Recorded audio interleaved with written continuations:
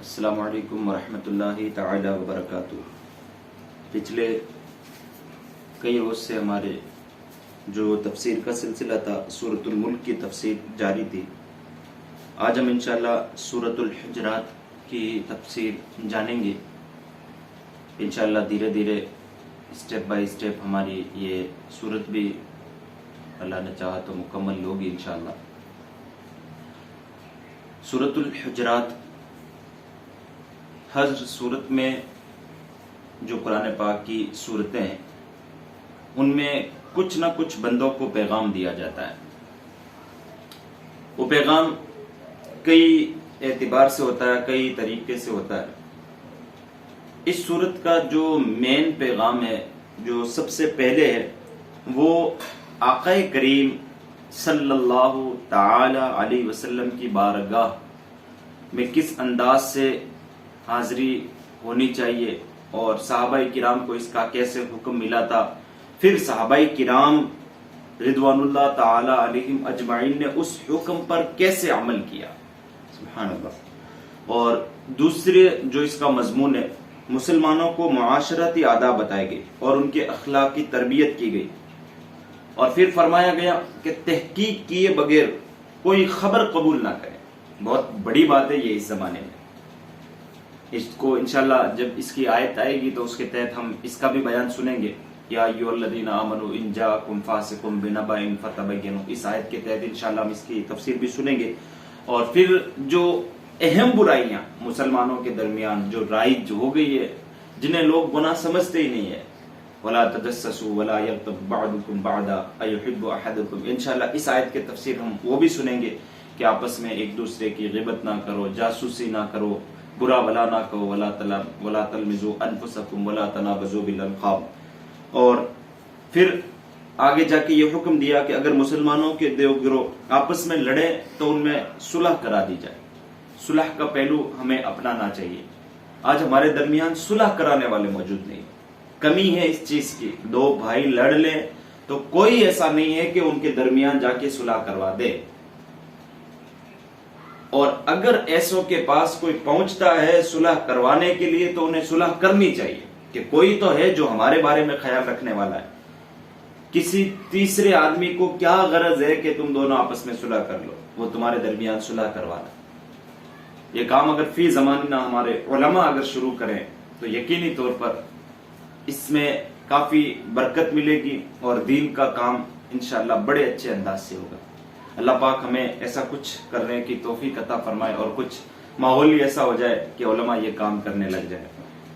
Number 4، اس سورت کے آخر میں اپنے ایمان کا احسان جتانے والوں کو سرزنش کی گئی اور یہ بتایا گیا کہ کسی کا اسلام قبول کرنا اللہ کے رسول صلی اللہ تعالی علیہ وسلم پر کوئی احسان نہیں ہے۔ تو ہم اس سورت کے بارے میں انشاءاللہ جانیں گے، اور آج ہماری اس سورت کی غالباً 1 یا 2 آیت ہی ہو پائے گی۔ انشاءاللہ آپ جڑے رہیں، اور جب تک سورۃ الحجرات کی تفسیر مکمل نہ ہو جائے انشاءاللہ عز و جل ہم اس کی تفسیر کو جاری رکھیں گے۔ اللہ پاک کی بارگاہ میں دعا ہے کہ مولا قدیر ہمیں کہنے اور سننے سے زیادہ عمل کرنے کی توفیق عطا فرمائے، اور ہم سب کو حضور پاک صاحب الاولاق صلی اللہ تعالی علیہ وسلم کے صدقے حضور کریم صلی اللہ تعالی علیہ وسلم کے دربار میں رب تبارک و تعالی ہمیں جانا نصیب فرمائے، اور پھر ہم اسی ادب اور احترام کے ساتھ انشاءاللہ بارگاہ رسالت میں حاضر ہوں گے۔ اعوذ باللہ من الشیطان الرجیم، بسم اللہ الرحمن الرحیم، یا ایھا الذین آمنوا لا تقدموا بین یدی اللہ ورسولہ واتقوا اللہ ان اللہ سمیع علیم۔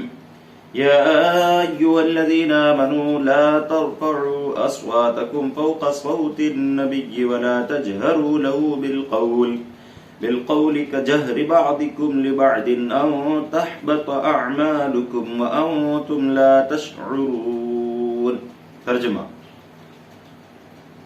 اے ایمان والو، اللہ اور اس کے رسول سے آگے نہ بڑھو اور اللہ سے ڈرو، بے شک اللہ سننے والا اور جاننے والا ہے۔ اس آیت میں اللہ تعالی نے اپنے حبیب صلی اللہ علیہ وسلم کا ادب اور احترام ایمان والوں کو بتلایا کہ ایمان والوں آقا کریم صلی اللہ تعالی علیہ وسلم سے کسی بھی معاملے میں آگے نہ بڑھو. اس آیت کے جو کل یا پرسوں میں نے ذکر کیا تھا کہ قرآن پاک کی کچھ آیات کا پس منظر بیک گراؤنڈ ہوتا ہے کہ وہ آیت کیوں کر نازل ہوئی, اس کا شان نزول یہ لفظ بولا جاتا ہے. اس کا شان نزول کیا ہے؟ وہ یہ ہے کہ چند لوگوں نے عید الاضحیٰ کے دن سرکار صلی اللہ تعالی علیہ وسلم سے قبل اپنے جانور قربان کیے. اس پر رب تبارک و تعالیٰ کی طرف سے یہ پیغام نازل ہوا کہ تم اللہ اور اس کے رسول سے آگے نہ بڑھو. اللہ سے آگے بڑھنے کا مطلب اللہ کے رسول سے آگے نہ بڑھو. اور پھر بندوں کو حکم ہوا کہ جنہوں نے قربانی کر لی تھی, جو آگے بڑھ کے قربانی کر لی تھی, انہیں حکم ہوا کہ وہ دوبارہ قربانی کرے. اللہ اکبر. یہ دیکھو آداب رسالت صلی اللہ تعالی علیہ وسلم. اصل جو ہے نا ایمان, وہ محبت رسول صلی اللہ تعالی علیہ وسلم ہے. آداب رسالت صلی اللہ تعالی علیہ وسلم ہے. محمد کی محبت صلی اللہ تعالی علیہ وسلم دین حق کی شرط اول ہے. اگر اسی میں ہے کچھ خامی تو سب کچھ نامکمل ہے. اگر اس میں کچھ خامی رہ گئی آداب میں, آداب رسالت صلی اللہ تعالی علیہ وسلم میں, تو پھر سب کچھ نامکمل ہے. آپ چاہے کچھ بھی کر لیں, پھر راتوں رات تہجد پڑھیں, راتوں رات نوافل پڑھیں, دنوں دن روزے رکھیں, لیکن آداب رسالت میں اگر کہیں کمی آئی تو پھر سب کچھ نامکمل ہے. پھر ایک اقبال کا بڑا مشہور شعر کہ محمد سے وفا تو نے تو ہم تیرے ہیں صلی اللہ تعالی علی محمد. کہ محمد سے وفا تو نے تو ہم تیرے ہیں, یہ جہاں چیز ہے کیا لوح اور قلم سب تیرے ہیں. پھر تختی بھی تیرے ہاتھ میں ہوگی, قلم بھی تیرے ہاتھ میں ہوگا, لیکن شرط یہ ہے کہ ان کی محبت اپنے دل میں بسا لے. ان کی محبت اگر دل میں آ گئی تو پھر سب کچھ تمہارا ہو جائے گا. حضور اعلیٰ حضرت جیسی اللہ رب العزت ہمیں بھی محبت عطا فرمائے. آقا کریم صلی اللہ تعالی علیہ وسلم کے بارے میں جو عقیدے لوگوں نے بیان کیے, معاذ اللہ, صد بار معاذ اللہ. بعضوں نے کہا کہ مر کر مٹی میں مل گئے, استغفر اللہ ربی من کل ذنب واتوب الیہ. ہمارا کہنا ہے کہ اسے کہنے سے پہلے ان کی زبان کیوں نہیں چلی, لکھنے سے پہلے ان کے ہاتھ کو لکوا کیوں نہیں ہو گیا. انبیاء کرام علیہم الصلاۃ والتسلیم کی جو حیات ہے اس کے بارے میں حدیث قدسی ان اللہ حرم علی الارض ان تأکل اجساد الانبیاء فنبی اللہ حی یرزق فی قبری. فرمایا گیا کہ اللہ رب العزت نے زمین پر حرام کر دیا. جب رب حرام کر دے تو زمین کیوں کرنا فرمانی کرے گی. ان تأکل اجساد الانبیاء کہ وہ نبیوں کے جسم کو کھائے. فنبی اللہ تو اللہ کے نبی حی زندہ ہے, یرزق فی قبری اور ان کی قبر میں انہیں رزق بھی دیا جاتا ہے ان کے شایان شان کے مطابق. تو ہمیں بارگاہ رسالت کے آداب ملحوظ رکھنے.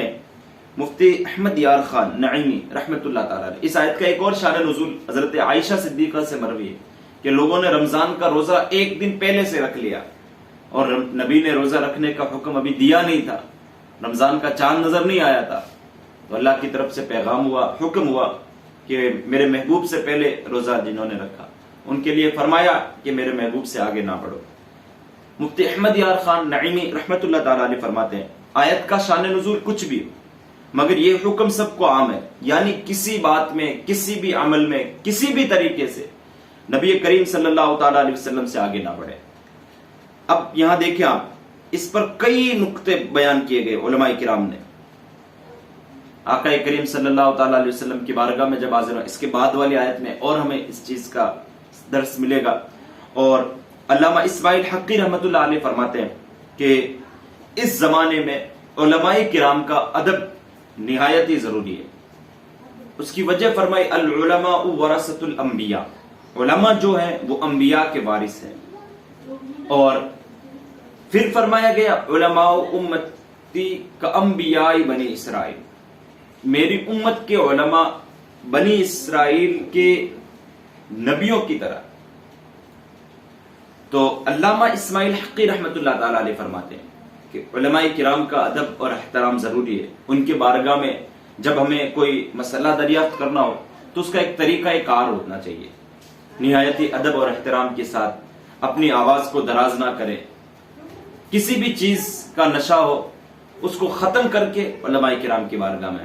گرچہ آپ کے پاس دولت کا نشہ ہے, منصب کا نشہ ہے, کسی بھی چیز کا نشہ ہے, اس کو ختم کر کے علماء کرام کی بارگاہ میں سکون کے ساتھ حاضری دیں اور پھر ان کا ادب بجا لائیں. اور پھر ایک اور چیز کہ اس ادب کے تقاضے, اس آیت کے تقاضے, ادب کا جو تقاضا ہمیں ملتا ہے وہ ہمیں علماء کے ساتھ بزرگوں کا بھی ادب کرنا ضروری ہے. گھر کے جو بزرگ ہیں, ہمارے سوسائٹی معاشرے کے جو بزرگ ہیں, ان کا بھی ادب ہم پر ضروری ہوتا ہے. ان کو بھی ہم ادب سے پیش آئے ان کے سامنے. ہم سے ہر بڑے کا ادب ہمیں ضروری ہے. آقا کریم صلی اللہ تعالی علیہ وسلم نے فرمایا, حدیث پاک کا مفہوم ہے کہ بڑوں کا ادب کرو اور چھوٹوں پر شفقت کرو, اور جو ایسا نہیں کرتا ہے پھر وہ ہم میں سے نہیں ہے. تو ہمیں چاہیے کہ ہم بڑوں کا ادب کریں, علماء کرام سے ادب سے پیش آئیں. قرآن پاک اور مصحف جو کتابیں وغیرہ ہیں ان کا بھی ہم ادب کریں. انشاءاللہ ہماری یہ تفسیر کا سلسلہ جاری اور ساری رہے گا. اللہ رب العزت کی بارگاہ میں دعا ہے کہ مذکورہ تمام باتوں پر پہلے مجھے اور پھر ہم سب کو عمل کرنے کی توفیق عطا فرمائے. السلام علیکم ورحمۃ اللہ وبرکاتہ.